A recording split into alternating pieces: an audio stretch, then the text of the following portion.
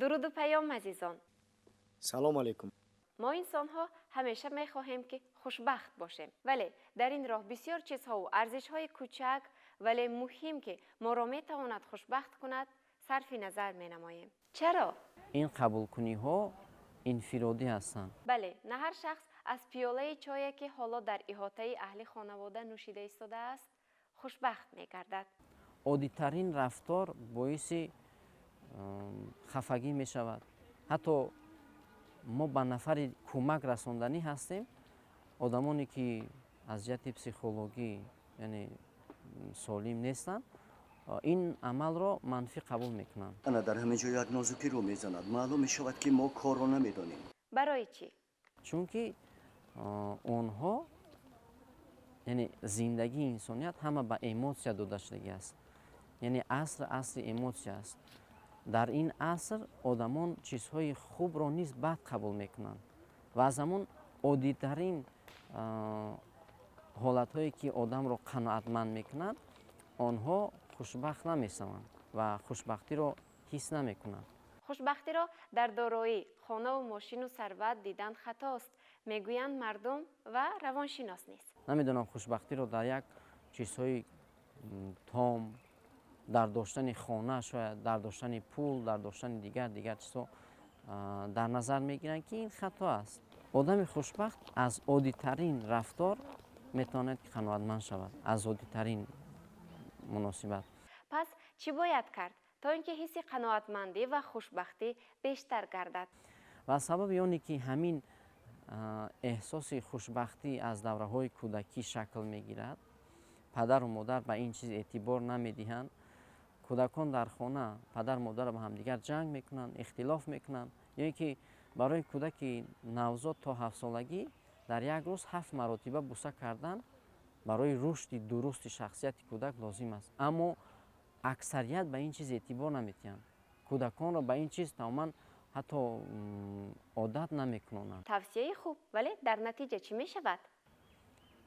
و کودک خود را نمیشناسد. در کودک حسیات قناعتمندی به وجود نمی‌آید. در نتیجه البته از عادی‌ترین چیزها خوشبخت شده یا که احساس خوشبختی را به وجود آورده نمی‌توانند. آن همینطور. شما برای خوشبخت بودن چی مصلحت می‌دهید؟ در همه وضعیت دشوار ما یک لحظه خوشبختی را دیده می‌توانیم. من یک لحظه را به وجود نقل می‌کنم، یک حالت بسیار عجایبی را که باعث به وجود آوردن خوشبختی می شود. با مردی زنگ میزنند که خانه سوخته ایستاده است. بعد مرد می رود به خانه، واقعا هم سوختار بلند است و از این سوختار همسایه ها حتی گریه کرده ایستادند که خانه همسایه سوخته است. بسیار زیق، بسیار در حالت منفی گرفتار است و همسرش نه همچنین. اما وقتی که این مرد می رود می بیند تبسم میکند. همسایه ها می بینند که این حالت هست، همه برای خانه سوختن او گریه کرده ایستادند، یعنی حالت منفی است. چرا این میخندد؟ چرا این تبسم دارد؟ و از همسرش میپرسد که این چگونه مناسبت است؟ بعدا همسرش به نزد شوهرش میآید و میگوید این چی مناسبت است؟ این چی عملی جوابی از شما میخندید؟ اکنون بینید که در یک حالت منفی، یعنی خانه سوخته ایستاده است، چیز و چاره سوخته ایستاده است، این مرد چگونه جواب میدهد؟ یعنی ما گفتیم که در همه حالت یافتن چیزهای مثبت خوبه، یعنی ممکن است در همه حالت. جواب این مرد چنین است که میگه در خانه چیزهایی داشتم که اون برای من ارزشمند بود، به کسی تقدیم کرده بودم و بعد از چند روز دیدم که اون در آفتاب، در باران آماندگی است و با دیدن اون صحنه بسیار غمگین شدم، بسیار حالت منفی در گرفتار شدم. و در خانه چیزهایی داشتم که دلم نمیشد به کسی تقدیم کنم چون که به قدر آنها نمی رسیدن، اما کهنه بودن خانه را یعنی تنگ کرده بودن، جای خانه را گرفته بودن. من نمیدونستم که چیکار کنم و من برای همون پردمت ها خرسندی کرده ایستادم. و بینید که یک حالتی دهشت است، یک حالتی منفی است، یک حالتی بسیار دشوار است قبول کردن این. لیکن در همون حالت دشوار لحظه ای رو دریافت کرده است، حالت باطنی خود را یعنی مثبت گردانده است. در مجموع حادثه غیر عادی است. عجیب. یعنی از بدبختی آموختن در کار، از تجربه ها آموختن در کار، از خطاگی ها یاد گرفتن در کار. در نتیجه ما پیدا میکنیم خوشبختی را، معنای زندگی را پیدا میکنیم. و وقتی که ما همین خیلی نظری منفی افکندیم، مشکلات زیاد پیش خود آوردیم، امروز کی مشکلات ندارد؟ همه مشکلات دارد. کودک هم مشکلات دارد، کلان هم مشکلات دارد، مادر هم مشکلات دارد، معلم هم مشکلات دارد. یعنی نفری نیست که مشکلات نداشته باشد. درست. اگر همین دشواری ها نباشند زندگی معنا ندارد. همین دشواری ها، همین مشکلات ها، همین بدبختی ها زندگی انسان را یعنی معنی میدهد. ما برای چیزی زندگی میکنیم، ما برای کسی زندگی میکنیم. این درست. رحمت، چون وطن عزیزمون جشن استقلال دارد نظرسنجی گذرانیدیم و همه را شاد و خرسند دریافتیم. باور نمیکنید؟ مرحمت تماشا نمایید. شما خوشبختی را در چی میبینید؟ خدمت وطن. خوشبختی را در آبادی وطن. آبادی وطن. خوشبختی رو ما در استقلالیت، آبادی، آزادی، صلح و ثبات. خوشبختی رو در استقلالیت وطن. برای هر یک نفر خوشبختی در این روز استقلال داشتن است، وطن داشتن است و پیش از همه صلح و ثبات داشتن است. در شرایط امروزه به گمان من بهترین خوشبختی همین است. در آزادی، در آزادی، در استقلالیت، در سلامتی. در سلامتی عائله، خیبت در پول. من خوشبختی را در عائله میبینم. هر آن کسی که در بالای سرش پدر مادر دارد خوشبخت‌ترینش است در روی دنیا حساب می‌شود. من این حس رو میدونم. ما بچه‌ها و دخترها قطعی همراه آمدیم و خیلی افتخار کردیم که امروز تاجیکستان عزیز ما تنتنه دارد، شادی دارد. جشن 30مین سالگرد استقلال دولتی خوش جشن میگیرد و ما بیش از 1000 سال دولت نداشتیم، استقلال نداشتیم. برای مردم خار بود، ذلیل بود و مردم پریشان و پراکنده بود. 1000 بار شکر که ما استقلال به دست آوردیم و در برابر استقلال به دست آوردن با مشکلات روبرو شدیم و افتخارمندی ما همین بود که خداوند برای ما یک تحفه آورد، پیشوا آورد و یک رهبری را آورد که توانست استقلال ما را نجات بدهد، مردم ما را سرجم کند، بعد این منوال صلح بیار بر ملت ما و این صلح آورد.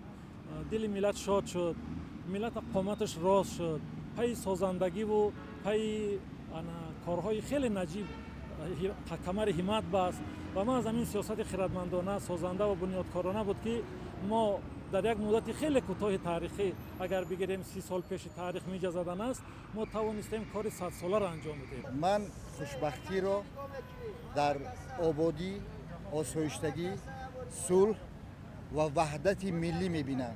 بهترین خوشبختی همین است که آسمان بالای سر ما همیشه صاف باشد، لبخند از لبان مردمان ما دور نشود و همیشه خوشحال و سربلند و خوشبخت باشد. من همین تماشای من همین چیزا ما بسیار هم بهره برداشتیم، بسیار هم خرسند شدیم، بسیار هم جالب.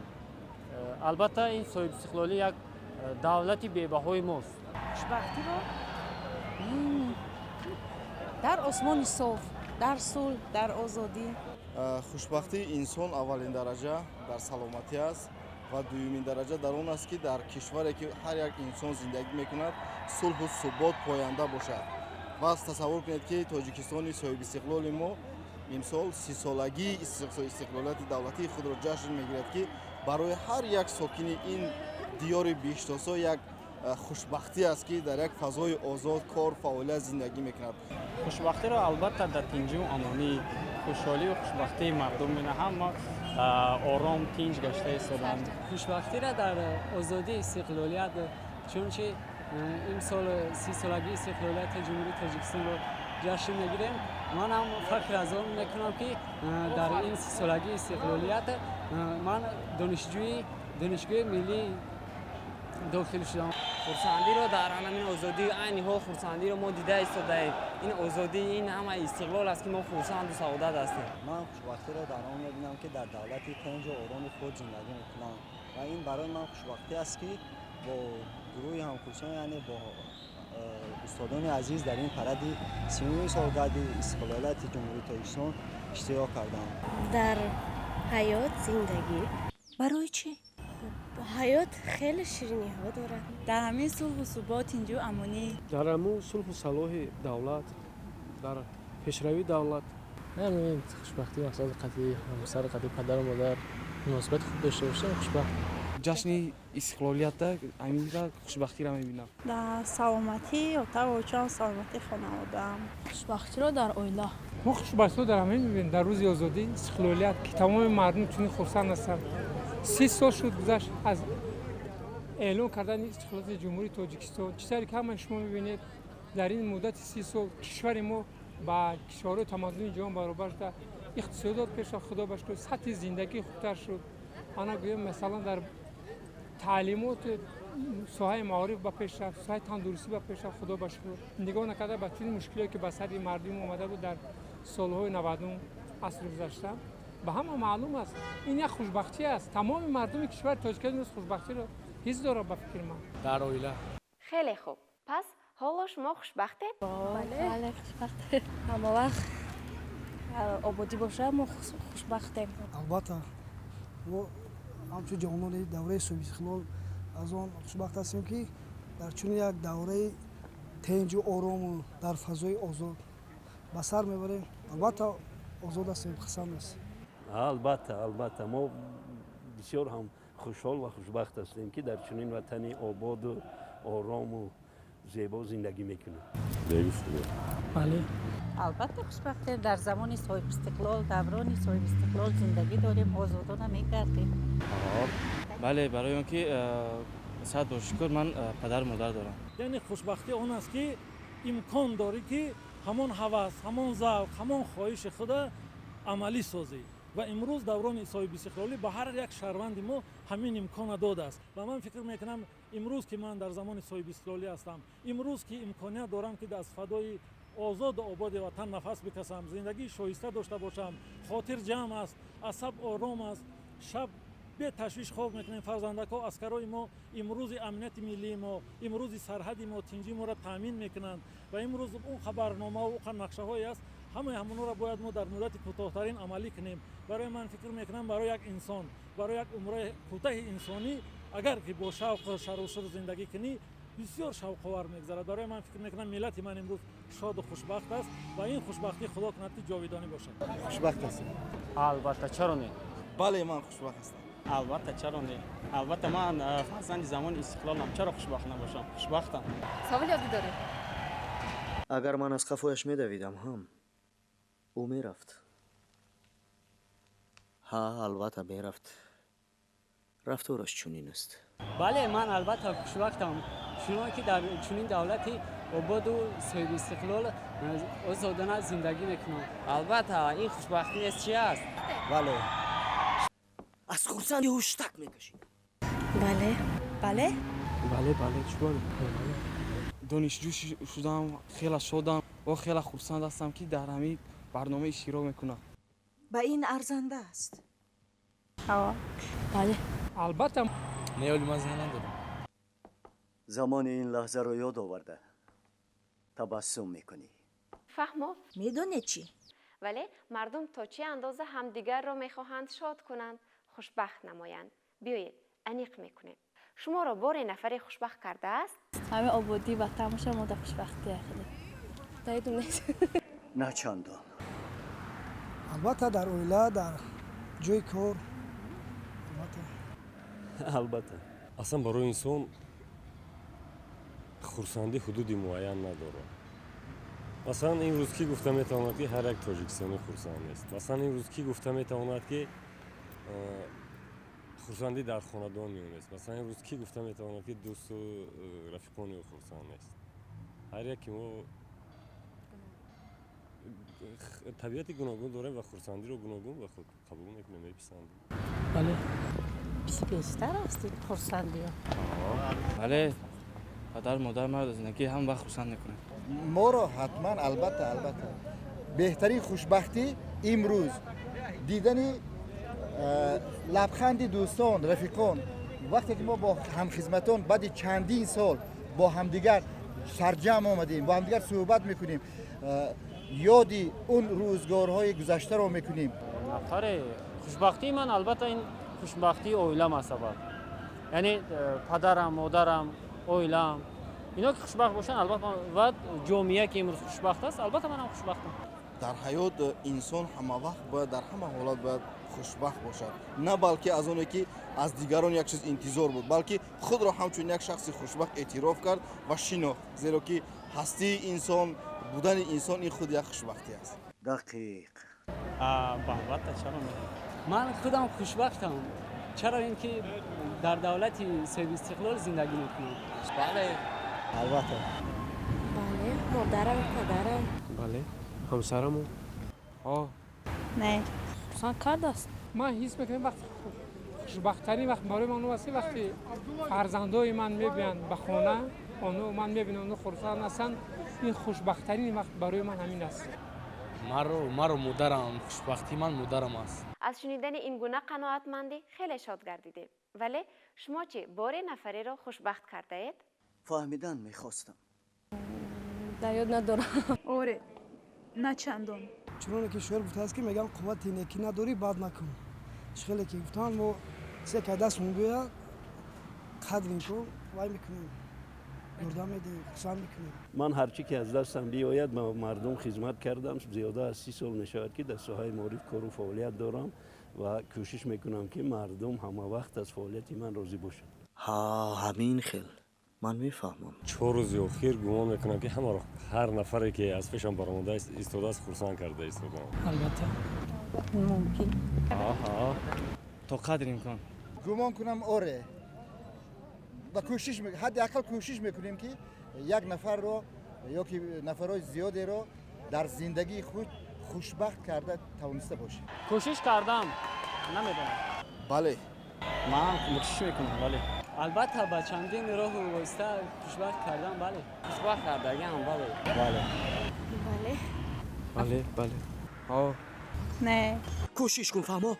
بله بله البته من به خونه میرم همسر من رو میبینم من ویر خرسند میشود. من نه کوشش کردم ولی نکردم. نه میشود در آینده نصیب شد. موضوع خوب پرسکاو داشتیم. دوستان عزیز همیشه خوشبخت باشید. از عادی‌ترین کوچکترین چیز خوشبختی جویید. حتما میابید. سلامت باشید. موفق باشید. خیر.